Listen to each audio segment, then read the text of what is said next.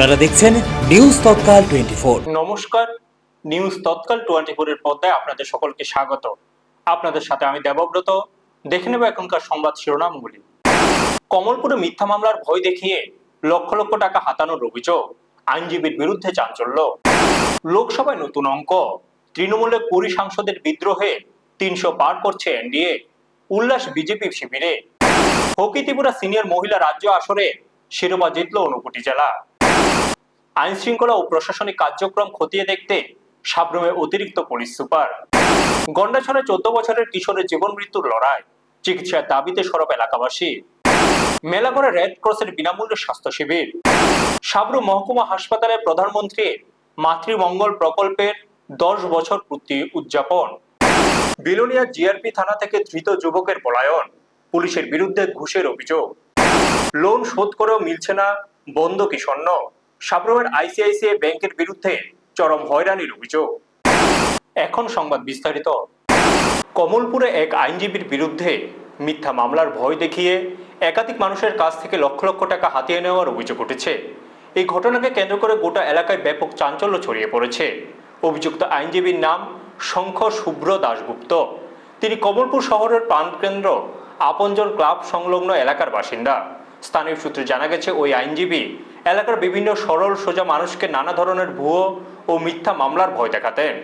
মামলা থেকে বাঁচানোর নাম করে তিনি দফায় দফায় বিভিন্ন মানুষের কাছ থেকে মোটা অঙ্কের টাকা হাতিয়ে নিতেন বলে অভিযোগ। দীর্ঘদিন ধরে এই প্রতারণা চললেও এর মধ্যে পুরো বিষয়টি প্রকাশ্যে আসে। আইনজীবীর মতো একটি সম্মানজনক পেশায় থেকে এমন প্রতারণার ঘটনা সামনে আসতে ক্ষোভে ফেটে পড়েছেন স্থানীয় বাসিন্দারা। সাধারণ মানুষের ন্যায় বিচার পাওয়ার ভরসাস্থল যখন খোদ প্রতারণার জালে জড়িয়ে পড়ে, তখন আইনি ব্যবস্থার উপর মানুষের আস্থা কমে যায় বলে অনেকেই মন্তব্য করছেন। বিষয়টি নিয়ে ইতিমধ্যে বিভিন্ন মহলে জোর চর্চা শুরু হয়েছে এবং এই ঘটনার সুষ্ঠু তদন্ত ও উপযুক্ত শাস্তির দাবি জানিয়েছেন। ব্যুরো রিপোর্ট, নিউজ তৎকাল 24। আছে আর কি। তো ওই কেস চলছে, কেসের পরিপ্রেক্ষিতে একটু মিডিয়েটার বসছে। মিডিয়েটার বওয়ার 2-3 দিনের মধ্যেই আমরা যে উকিল শঙ্খ শুভ্র দাশগুপ্ত তাইনে কইল, হঠাৎ করেই কইছে যে তোমরার বইনে তো তোমরার উপরে আবার কেস কইরা দিব। কার নামে কেস করবো, কিতা কিতা মা মাসি তুমি তোমার মশাত্ত বইন এরকম কেস কইরা দিব। তো আমি মা আবার কেস করে তো মরছি, কেমনে কিতা হইব কইতে কইতে কইতে ও কেস কইরা লাইছে কইছে। তখন কেস করলে তো স্যার এটা তো আমরা কেমনে জানো, এটা তো একটা কপি টপি আমার কাছে আইব। আচ্ছা ঠিক আছে, কপিটা দেখি আমি বাইর করতে পারিনি, কপিটা বাইর করতে পারলে আপনারা দিমু। শর্ট কেস ওই সিভিল মামলার জন্য আমি ওনার লগে আমি আলাপ আলোচনার মাধ্যমে আমি করছি। তখন গিয়ে সেটা কেসটা করার জন্য তাইনের লগে আলাপ আলোচনা করার পরে তাইনের কাছে আমি 80,000 টাকার মতো দিই। এই 80,000 টাকার মধ্যে কোর্ট ফিস হিসেবে তাইনে আমার কাছ থেকে 70,000 টাকার মতো আত্মসাৎ করে এরপরে দিয়ে 10,000 টাকা উকিল প্রসেসিং ফিস হিসেবে নিই। পরবর্তীকালে তদন্ত রূপে বোঝা গেছে যে কোর্ট ফিস উনি কোনো টাকাই জমা দিচ্ছে না, ফ্রডলি আমার কাছ থেকে এই টাকা নেওয়া হয়েছে। এরপরে দিয়ে কিছুদিন পরে আমি যখন জিজ্ঞেস করলাম, আরও 1,93,303 টাকার চালান দেখাইছে না, আমার কাছে টাকা ক্লেম করছে। তখন আমি চালানটা যখন তাইনের কাছ থেকে নিতে গেছি, তখন তাইনে কইছে ফাইলের মধ্যে থাকবো, ঠিক আছে আপনি কত নিতে পারলে নিতে চাইলে নিতে পারেন। তখন গিয়ে সাইরা আমি ফটো তুলিয়া সাইরা আমি এটার তদন্ত যখন করছি, এটা ফাইন্যান্সিয়াল ইয়ার প্লাস কোনো কিছুই মিলে না। আর অনলাইনে কোনো কিছু এটা এই নাম্বারে কোনো কিছুই শো করে না। তখন গিয়ে সাইরা আমি তাইনের লোকে যখন আলাপ করছি, তাইনে কোনো ফোন রিসিভ করে না, আর মেসেজ দিলেও কোনো রিপ্লাই করে না। দিল্লির রাজনীতিতে এক নজিরবিহীন নাটকীয় মোড় দেখা গেছে। লোকসভায় ম্যাজিক ফিগার ছুঁয়ে এবার 300 গণ্ডি পার করার দোরগোড়ায় পৌঁছে গেছে বিজেপি নেতৃত্বাধীন এনডিএ জোট। আর এই নতুন রাজনৈতিক সমীকরণের নেপথ্যে রয়েছেন তৃণমূল কংগ্রেসের বর্ষিয়ান সাংসদ কাকলি ঘোষ দস্তিদার এবং তার নেতৃত্বাধীন একদল বিদ্রোহী সাংসদ। গত সোমবার দিল্লির রাজনৈতিক অলিন্দে চূড়ান্ত উত্তেজনার পর বিকেলে স্পষ্ট হয় যে তৃণমূলের ভেতরের এই বিদ্রোহের সুবিধা সরাসরি যাচ্ছে শাসক শিবিরের ঘরে। এর আগে যথেষ্ট আসন সংখ্যা না থাকার কারণে একক সংখ্যাগরিষ্ঠ দল হয়েও বেশ কিছু ক্ষেত্রে বিজেপিকে পিছিয়ে থাকতে হয়েছিল। বিশেষ করে 5 রাজ্যের বিধানসভা নির্বাচনের আগে পর্যন্ত পরিস্থিতি ছিল বেশ কঠিন, কিন্তু এবার দিল্লির সমীকরণ দ্রুত বদলাতে শুরু করেছে। স্পিকার ওম বিড়লা যদি তৃণমূলের এই বিদ্রোহী গোষ্ঠীর আবেদন গ্রহণ করেন তবে লোকসভার এনডিএর শক্তি 300 পার করে এক লাফে 312-তে গিয়ে পৌঁছাবে, যা নিয়ে স্বাভাবিকভাবে আনন্দে উদ্বেলিত বিজেপি শিবির। লোকসভার মোট আসন সংখ্যা 550, যার মধ্যে রাজ্যগুলি থেকে 530টি এবং কেন্দ্রশাসিত অঞ্চল থেকে 20টি আসন রয়েছে। বর্তমানে সরকারি পোর্টাল অনুসারে 542 জন নির্বাচিত সাংসদ রয়েছেন। এই পরিস্থিতিতে এককভাবে বিজেপির একক সংখ্যাগরিষ্ঠতা না থাকলেও এবার নতুন অঙ্ক তৈরি হচ্ছে। সাধারণত সংসদে কোনো বড় বিল বা সংবিধান সংশোধনী পার করতে গেলে 360 জন সাংসদের সমর্থনের প্রয়োজন হয়। তৃণমূলের 20 জন বিদ্রোহী সাংসদ পাশে দাঁড়ালে এনডিএর আসন সংখ্যা বেড়ে 312 হয়। সেই লক্ষ্যের দিকে শাসক দল অনেকটাই এগিয়ে যাবে। দিল্লিতে একটি গুরুত্বপূর্ণ বৈঠকের পর 20 জন সাংসদের স্বাক্ষর সমন্বিত একটি চিঠি স্পিকার ওম বিড়লার ঘরে গিয়ে জমা দেন কাকলি ঘোষ দস্তিদার। তারা স্পষ্ট জানিয়েছেন যে সংসদের ভেতরে তারা এনডিএ জোটের আসনে বসতে চান। এই ঘটনা জাতীয় রাজনীতিতে যেমন বিরোধী শিবিরের জন্য বড় ধাক্কা, তেমনি লোকসভায় নিজেদের আধিপত্য বিস্তারে বিজেপির জন্য এক মস্ত বড় সুযোগ এনে দিয়েছে। ব্যুরো রিপোর্ট, নিউজ তৎকাল 24। দিল্লির রাজনীতিতে এক নজিরবিহীন নাটকীয় মোড় দেখা গেছে। লোকসভায় ম্যাজিক ফিগার ছুঁয়ে এবার 300-র গণ্ডি পার করার দোরগোড়ায় পৌঁছে গেছে বিজেপি নেতৃত্বাধীন এনডিএ জোট। আর এই নতুন রাজনৈতিক সমীকরণের নেপথ্যে রয়েছেন তৃণমূল কংগ্রেসের বর্ষীয়ান সাংসদ কাকলি ঘোষ দস্তিদার এবং তার নেতৃত্বাধীন একদল বিদ্রোহী সাংসদ। গত সোমবার দিল্লির রাজনৈতিক অলিন্দে চূড়ান্ত উত্তেজনার পর বিকেলে স্পষ্ট হয় যে তৃণমূলের ভেতরের এই বিদ্রোহের সুবিধা সরাসরি যাচ্ছে শাসক শিবিরের ঘরে। এর আগে যথেষ্ট আসন সংখ্যা না থাকার কারণে একক সংখ্যাগরিষ্ঠ দল হয়েও বেশ কিছু ক্ষেত্রে বিজেপিকে পিছিয়ে থাকতে হয়েছিল। বিশেষ করে 5 রাজ্যের বিধানসভা নির্বাচনের আগে পর্যন্ত পরিস্থিতি ছিল বেশ কঠিন। কিন্তু এবার দিল্লির সমীকরণ দ্রুত বদলাতে শুরু করেছে। স্পিকার ওম বিড়লা যদি তৃণমূলের এই বিদ্রোহী গোষ্ঠীর আবেদন গ্রহণ করেন তবে লোকসভার এনডিএর শক্তি 300 পার করে এক লাফে 312-তে গিয়ে পৌঁছাবে, যা নিয়ে স্বাভাবিকভাবে আনন্দে উদ্বেলিত বিজেপি শিবির। লোকসভার মোট আসন সংখ্যা 550, যার মধ্যে রাজ্যগুলি থেকে 530টি এবং কেন্দ্রশাসিত অঞ্চল থেকে 20টি আসন রয়েছে। বর্তমানে সরকারি পোর্টাল অনুসারে 542 জন নির্বাচিত সাংসদ রয়েছেন। এই পরিস্থিতিতে এককভাবে বিজেপির একক সংখ্যাগরিষ্ঠতা না থাকলেও এবার নতুন অঙ্ক তৈরি হচ্ছে। সাধারণত সংসদে কোনো বড় বিল বা সংবিধান সংশোধনী পার করতে গেলে 360 জন সাংসদের সমর্থনের প্রয়োজন হয়। তৃণমূলের 20 জন বিদ্রোহী সাংসদ পাশে দাঁড়ালে এনডিএর আসন সংখ্যা বেড়ে 312 হয়। সেই লক্ষ্যের দিকে শাসক দল অনেকটাই এগিয়ে যাবে। দিল্লিতে একটি গুরুত্বপূর্ণ বৈঠকের পর 20 জন সাংসদের স্বাক্ষর সমন্বিত একটি চিঠি স্পিকার ওম বিড়লার ঘরে গিয়ে জমা দেন কাকলি ঘোষ দস্তিদার। তারা স্পষ্ট জানিয়েছেন যে সংসদের ভেতরে তারা এনডিএ জোটের আসনে বসতে চান। এই ঘটনা জাতীয় রাজনীতিতে যেমন বিরোধী শিবিরের জন্য বড় ধাক্কা, তেমনি লোকসভায় নিজেদের আধিপত্য বিস্তারে বিজেপির জন্য এক মস্ত বড় সুযোগ এনে দিয়েছে। ব্যুরো রিপোর্ট, নিউজ তৎকাল 24।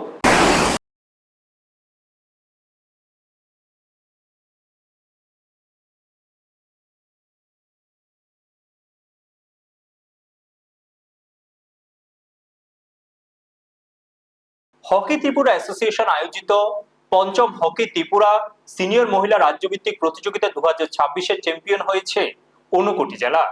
সিপাহীজলা জেলার ধনপুর দ্বাদশ শ্রেণী বিদ্যালয় মাঠে অনুষ্ঠিত 3 দিনব্যাপী এই প্রতিযোগিতার ফাইনালে খোয়াই জেলাকে ট্রাইব্রেকারে 3-2 গোলে হারিয়ে শিরোপা জয় করে ঊনকোটির মেয়েরা।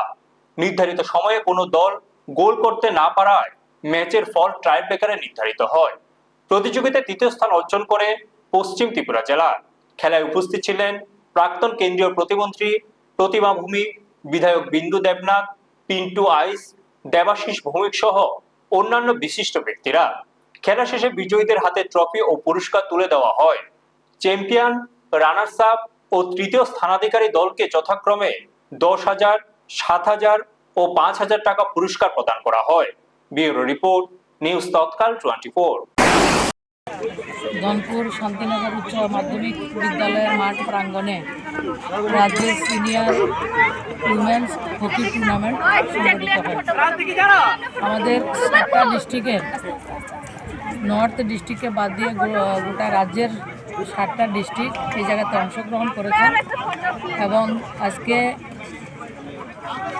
পেনাল্টি শুট আউটে এটার পরিণাম নির্ধারিত হয় এবং ঊনকোটি ডিস্ট্রিক্ট চ্যাম্পিয়ন দল হিসাবে তারা পুরস্কৃত হন এবং রানার্স আপ হন খোয়াই ডিস্ট্রিক্ট এবং থার্ড প্লেস যারা অধিকার করেন ওয়েস্ট ডিস্ট্রিক্ট। তো আমরা প্রাইজ মানিও ঘোষণা করেছি, তাদেরকে আমরা অভিনন্দন জানাই।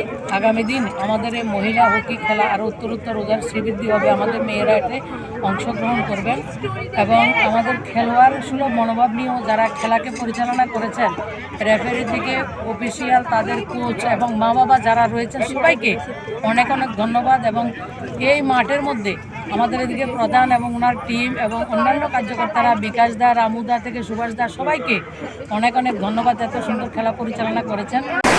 দক্ষিণ ত্রিপুরা জেলার সামগ্রিক আইন শৃঙ্খলা পরিস্থিতি ও প্রশাসনিক কার্যক্রম আরো গতিশীল করতে মঙ্গলবার সাব্রুম মহকুমার এসডিপিও কার্যালয় পরিদর্শন করেছেন জেলার অতিরিক্ত পুলিশ সুপার সুমন মজুমদার। এদিন সকাল 11:35 নাগাদ জেলা সদর থেকে সাব্রুমে এসে পৌঁছালে এসডিপিও কার্যালয়ের পক্ষ থেকে তাকে আনুষ্ঠানিকভাবে গার্ড অফ অনার প্রদান করা হয়। পরিদর্শন চলাকালীন অতিরিক্ত পুলিশ সুপার কার্যালয়ের বিভিন্ন গুরুত্বপূর্ণ নথিপত্র, অফিসিয়াল রেজিস্টার ও প্রশাসনিক রেকর্ডপত্র পুঙ্খানুপুঙ্খভাবে খতিয়ে দেখেন। এর পাশাপাশি মহকুমার সামগ্রিক অপরাধ সংক্রান্ত তথ্য, বিভিন্ন মামলার তদন্তের অগ্রগতি এবং পুলিশের দৈনন্দিন কার্যক্রম নিয়েও তিনি বিস্তারিত পর্যালোচনা করেন। পুলিশ প্রশাসন সূত্রে জানা গেছে, এই ধরনের নিয়মিত পরিদর্শনের মূল উদ্দেশ্য হলো বাহিনীর কর্মক্ষমতা বৃদ্ধি করা। পুলিশ প্রশাসন সূত্রে জানা গেছে, এই ধরনের নিয়মিত পরিদর্শনের মূল উদ্দেশ্য হলো বাহিনীর কার্যক্ষমতা বৃদ্ধি করা, প্রশাসনিক স্তরে স্বচ্ছতা বজায় রাখা এবং সাধারণ মানুষকে আরো উন্নত ও দ্রুত পুলিশি পরিষেবা প্রদান নিশ্চিত করা। জেলা পুলিশের শীর্ষ আধিকারিকদের এই ধরনের পর্যবেক্ষণমূলক উদ্যোগ আইন শৃঙ্খলা রক্ষার পাশাপাশি পুলিশ বাহিনীর জবাবদিহিতা ও পেশাদারিত্বকে আরো মজবুত করতে গুরুত্বপূর্ণ ভূমিকা পালন করবে বলে মনে করছে সংশ্লিষ্ট মহল। ব্যুরো রিপোর্ট, নিউজ তৎকাল 24। ধলাই জেলার গন্ডছড়া মহকুমার বিশ্বরাম পাড়ার 14 বছর বয়সী ধমিজয় রিয়া গত 4 বছর ধরে গুরুতর অসুস্থ অবস্থায় রয়েছে। বাম হাঁটুতে একটি ছোট ফোড়া থেকে শুরু হওয়া সমস্যা বর্তমানে জটিল ক্ষতে পরিণত হয়েছে। অসুস্থতার কারণে তার পড়াশোনাও বন্ধ হয়ে গেছে। ধমিজয়ের বাবা খাতাঞ্জয় রিয়া একজন দরিদ্র দিনমজুর। পরিবারের অভিযোগ, দীর্ঘদিন ধরে পর্যাপ্ত চিকিৎসা ও সরকারি সহায়তা না পাওয়ার ছেলের অবস্থা আরো খারাপ হয়েছে। এছাড়া বিভিন্ন সরকারি সুবিধা থেকেও পরিবারটি বঞ্চিত রয়েছে। বিষয়টি প্রকাশ্যে আসার পর ত্রিপুরা মানবাধিকার কমিশন স্বতঃপ্রণোদিতভাবে পদক্ষেপ নিয়েছে। এলাকাবাসীর দাবি, ধমিজয়কে দ্রুত আগরতলা সরকারি হাসপাতালে ভর্তি করে উন্নত চিকিৎসা এবং পরিবারকে প্রয়োজনীয় আর্থিক সহায়তা প্রদান করা হোক। ব্যুরো রিপোর্ট, নিউজ তৎকাল 24। কোনখানে বাড়ি? বিশ্বরামপাড়া। তুমি কোন ক্লাসে পড়ো? 5। কোন স্কুলে? বিশ্বরামপাড়া। প্রকাশজিপাড়া প্রকাশজিপাড়া জিবি স্কুল। তোমার পায়ে কি হয়েছে? রুগী। এটা কোন জায়গা? এটা বিশ্বরামপাড়া। আমার নাম হইল খতঞ্জয় রিয়াং, পোলা নাম হইল, রুগীর নাম হইল দমঞ্জয় রিয়াং। আমরা 4 বছর আগের প্রথম পোলা অসুস্থ হয়েছে, হসপিটাল নিয়েছে, নিয়া 6 দিন হসপিটালে রাখিয়া হয়েছে না, ডাক্তার ছুটি দিছে না। তবু আমি লইয়া আইছি, কপিরাট দ্বারে লইয়া গেছি, লইয়া হয়েছে না। 20 জন কপিরাট লইছে, লইয়া আমরা লিক বেছে 50,000, রেশন কার্ড বন্ধক দিছে 11,000।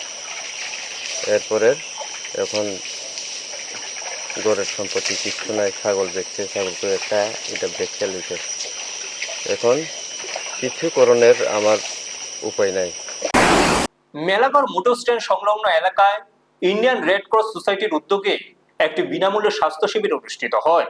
সকাল থেকে শিবিরে স্থানীয় মানুষের ব্যাপক সাড়া লক্ষ্য করা যায়। শিবিরে আগত রোগীদের স্বাস্থ্য পরীক্ষা ও চিকিৎসকদের পরামর্শ দেওয়ার পাশাপাশি বিভিন্ন রক্ত পরীক্ষার ব্যবস্থা করা হয়। এছাড়া HIV পরীক্ষাও করা হয়। অভিজ্ঞ স্বাস্থ্যকর্মী ও ল্যাব টেকনিশিয়ানদের তত্ত্বাবধানে প্রয়োজনীয় পরীক্ষা নিরীক্ষা সম্পন্ন করা হয়। স্থানীয় বাসিন্দারা জানান, অনেক সময় দূরের হাসপাতালে গিয়ে চিকিৎসা ও পরীক্ষা করানো তাদের পক্ষে সম্ভব হয় না। ফলে এলাকায় এমন স্বাস্থ্য শিবির আয়োজন হওয়ায় তারা উপকৃত হয়েছেন। আয়োজকদের মতে, সাধারণ মানুষের কাছে স্বাস্থ্য পরিষেবা পৌঁছে দেওয়া এবং স্বাস্থ্য সচেতনতা বৃদ্ধি করায় এই উদ্যোগের মূল লক্ষ্য। ভবিষ্যতে এই ধরনের জনকল্যাণমূলক কর্মসূচি চালিয়ে যাওয়ার আশ্বাস দেওয়া হয়েছে। ব্যুরো রিপোর্ট, নিউজ তৎকাল 24। মূলত মোটর স্ট্যান্ডে ভালো একটা আজকে যে স্বাস্থ্য শিবির যে আয়োজন করেছে ইন্ডিয়ান রেড ক্রস সোসাইটি থেকে, তো এই বিষয়ে আপনি কি বলবেন, যেহেতু আপনি এই স্ট্যান্ডের একজন দায়িত্বপ্রাপ্ত লোক বা ভালো একটা অবস্থানে রয়েছে। আজকে যে ইন্ডিয়ান রেড ক্রস সোসাইটির তরফ থেকে যে বিনামূল্যে স্বাস্থ্য শিবির, আমি প্রথমত তাদের ধন্যবাদ জানাই। এই কারণে আমি ছোটোবেলা থেকে আমি শুনে এসেছি যে একটা রেড ক্রস সোসাইটি নামে একটা সামাজিক সংস্থা মানুষের পাশে, শ্রমিকের পাশে সর্বক্ষণেই কাজ করছে। তো আজকে যেহেতু মেলাঘর মোটর স্ট্যান্ডে আমাদের শ্রমিকদের বিনামূল্যে চিকিৎসা পরিষেবা যে দেওয়া হচ্ছে, চক্ষু, বিভিন্ন টেস্ট, তো আমি আমার ব্যক্তিগত তরফ থেকেও আমি ইন্ডিয়ান রেড ক্রস সোসাইটির যারা আমাদের এখানে কর্মকর্তা এসেছে তাদেরকে আমি অসংখ্য ধন্যবাদ জানাই। প্রধানমন্ত্রী নরেন্দ্র মোদীর উদ্যোগে চালু হওয়া মাতৃমঙ্গল প্রকল্পের সফল 10 বছর পূর্তি উপলক্ষে মঙ্গলবার সাবরু মহকুমা হাসপাতালে এক বিশেষ অনুষ্ঠানের আয়োজন করা হয়। মাতৃত্বকালীন স্বাস্থ্যসেবা সুনিশ্চিত করা এবং মা ও শিশু সুরক্ষায় এই প্রকল্পের অবদানকে স্মরণ করে অত্যন্ত গুরুত্বের সাথে দিনটি উদযাপন করা হয়। অনুষ্ঠানের প্রধান বক্তা ও অতিথি হিসাবে উপস্থিত ছিলেন সাবরু মহকুমা হাসপাতালের বিশিষ্ট চিকিৎসক ডাক্তার শমিক হাজরা এবং SDMO নিপেন্দ্র রিয়াং। এছাড়াও হাসপাতালের অন্যান্য স্বাস্থ্যকর্মী এবং এলাকার মায়েরা এই অনুষ্ঠানে অংশ নেন। অনুষ্ঠানের শুরুতে বিগত 1 দশকে এই প্রকল্পের মাধ্যমে গ্রামীণ ও প্রত্যন্ত অঞ্চলের গর্ভবতী মায়েরা কিভাবে উপকৃত হয়েছেন তা নিয়ে বিস্তারিত আলোচনা করা হয়। চিকিৎসকেরা জানান, মাতৃমঙ্গল প্রকল্পের সঠিক বাস্তবায়নের ফলে এলাকায় মা ও নবজাতকের মৃত্যুহার উল্লেখযোগ্যভাবে কমানো সম্ভব হয়েছে এবং নিরাপদ মাতৃত্ব নিশ্চিত করা গেছে। এই দিনের অনুষ্ঠানে এই প্রকল্পের আওতাভুক্ত ও উপকৃত মায়েদের বিশেষ সম্মাননা প্রদান করা হয়।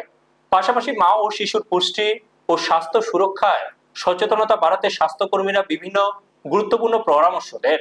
অনুষ্ঠানে উপস্থিত অতিথিরা মাতৃমঙ্গল প্রকল্পের গত 10 বছরের সাফল্যকে স্বাগত জানান।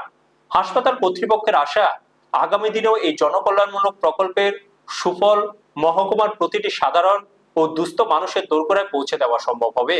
ব্যুরো রিপোর্ট, নিউজ তৎকাল 24। প্রধানমন্ত্রী নিরাপদ মাতৃত্ব সুরক্ষা অভিযান 10 বছরের পূর্তি উপলক্ষে আমরা আমাদের প্রতিটি প্রাঙ্গণে ছোট্ট একটা অনুষ্ঠান করেছি। তো এই 10 বছরে আমাদের যেই লক্ষ্য করেছি যে জিনিসটা, এখন মানুষ অনেক হসপিটাল মুক্তি হয়েছে এবং সারা দেশের সাথে আমরা দেখতে করা আমাদের সাবধান অকালে শিশু মৃত্যু এবং মা গর্ভবতী মা অনেক হারে কমেছে। বিলোনিয়া রেল স্টেশনে গাঁজা সহ আটক এক যুবকের জিআরপি থানা থেকে পালিয়ে যাওয়ার ঘটনায় চাঞ্চল্য ছড়িয়েছে। প্রত্যক্ষদর্শীদের অভিযোগ, গাঁজা সহ আটক যুবককে আর্থিক লেনদেনের মাধ্যমে পালাতে সাহায্য করা হয়েছে। অভিযোগের তীর বিলোনিয়া থানার এসআই প্রেমজিৎ রায়, আইবি কর্মী নেপাল নমো ও জিআরপি পুলিশের দিকে।